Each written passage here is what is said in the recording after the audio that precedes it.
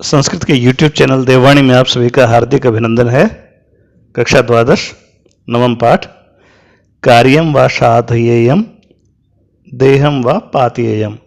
या तो कार्य सिद्ध करूंगा या फिर शरीर त्याग दूंगा। ये पाठ है।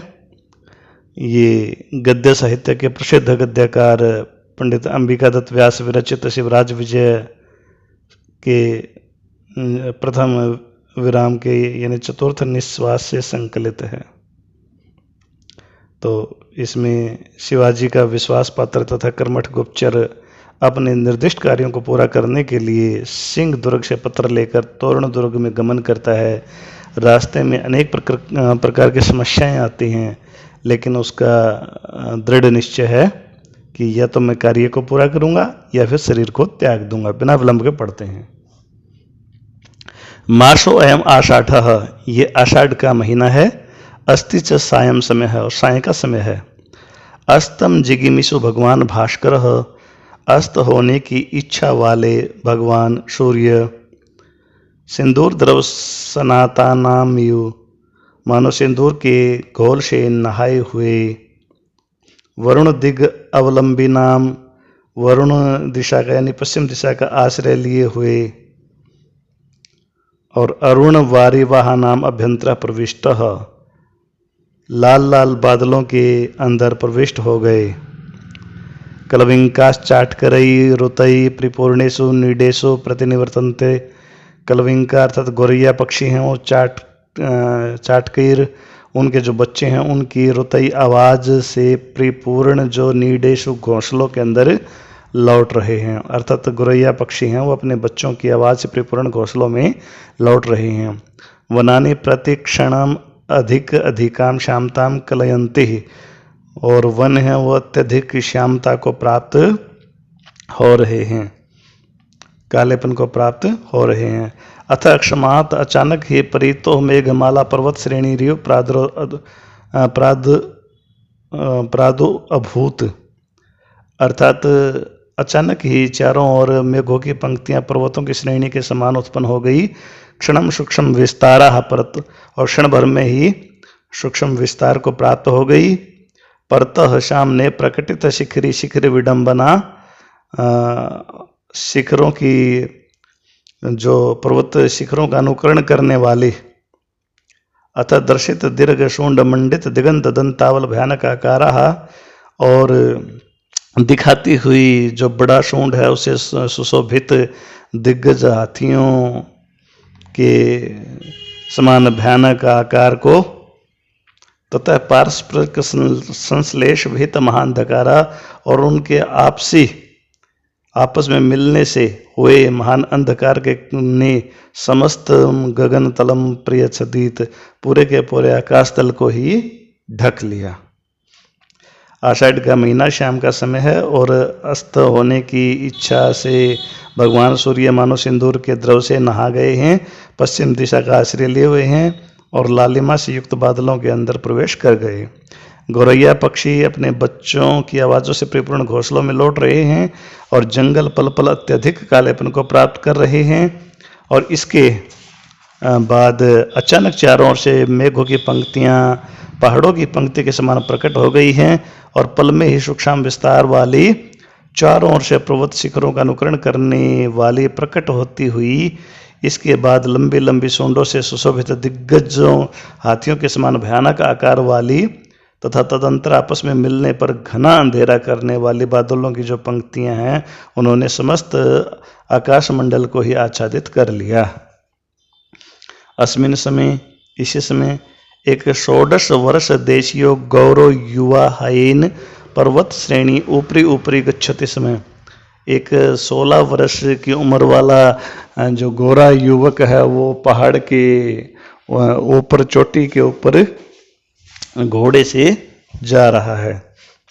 ऐसा सुगठित दृढ़ शरीर, यह गठेले दृढ़ शरीर वाला, श्याम श्यामई गुच्छ गुच्छई कुंचित कुंचितई, अर्थात काले गुच्छेदार, श्याम श्यामई का मतलब काले गुच्छेदार, और कुंचित कुंचितई अर्थात घुंघराले, कच कलापई केसों के समूह के द्वारा, कमनीय कपोल पाली, सुंदर लगने वाले गालों या सुंदर गालों वाला, दूरागमन आयास वसेन, दूर से आने की थकावट के कारण, सूक्ष्म मौक्तिक पटलेन इव, छोटे छोटे मोतियों के समूह के समान या बिंदुओं के समान, स्वेद बिंदु के पसीने के बिंदुओं के व्रजेन गिरने से, समाच्छादित ललाट, आच्छादित माथे, कपोल गाल और नासाग्रोत्रोष्ठ, नाक के अग्रभाग वाले, और आप ये कह सकते हो कि नीचे वाले होठ वाले, नाक का अग्रभाग और ऊपरी होठ पसीनों की बूंदों से व्याप्त है, ऐसा समझ सकते हैं आप। प्रसन्न वदनम बोझ, और प्रसन्न मुख रूपी कमल से प्रदर्शित दृढ़ सिद्धांत महोत्साह, दृढ़ सिद्धांत और महान उत्साह को प्रकट करने वाला, राजत सूत्र शिल्पकृत बहुल चाकचक्य, चांदी के धागे से बने हुए बहुत ही चकाचौंध से युक्त टेढ़ी, हरितोषणीश शोभित, हरे रंग की उष्णीश पगड़ी से सुशोभित, हरितेन एवं कंचुकेन, और हरे ही कुर्ते से व्यूढ़ गूढ़ चरता कार्य है, व्यू रचना से युक्त गुप्तचर के कार्य को करने वाला, कोई भी शिव वीरस्य, शिवाजी वीर का विश्वास पात्र, सिंह दुर्गात, सिंह दुर्ग से, तस्य एवं पत्रम आदाय, उसी का पत्र लेकर, तोरण दुर्गम प्रयाते, तोरण दुर्ग को जाता है। फिर से देखिएगा, उसी समय कहता कि लगभग 16 वर्ष का गोरे रंग का एक युवक घोड़े से पहाड़ों की श्रेणियों के ऊपर जा रहा था।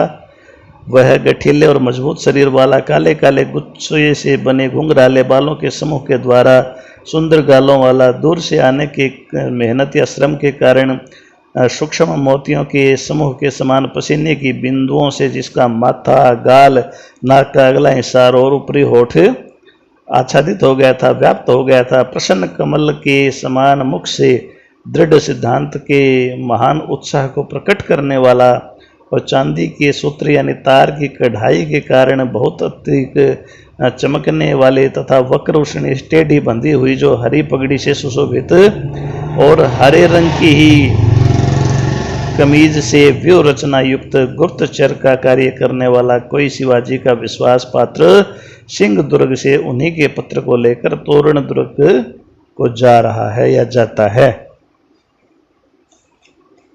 तावद अक्षमात उत्थित तो महान झंझावात, और उसी समय अचानक उठा भयंकर तूफान।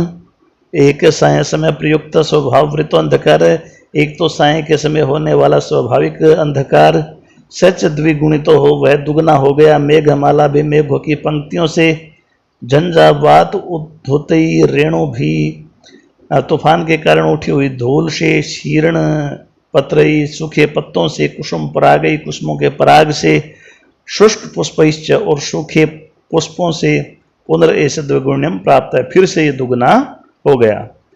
यह पर्वत श्रेणी तह पर्वत श्रेणी, यह एक पर्वत श्रेणी से दूसरी पर्वत श्रेणी, वनात वनानी वन से दूसरे वन, शिखरात शिखराणी एक शिखर से दूसरे शिखर, प्रपातात प्रपातान एक झरने से दूसरे झरने तक, अधित्यों का तो अधित्य का एक ऊंचे प्रदेश से दूसरे ऊंचे प्रदेश, उपत्यका तो उपत्यकता एक नीचे प्रदेश से दूसरे नीचे प्रदेश।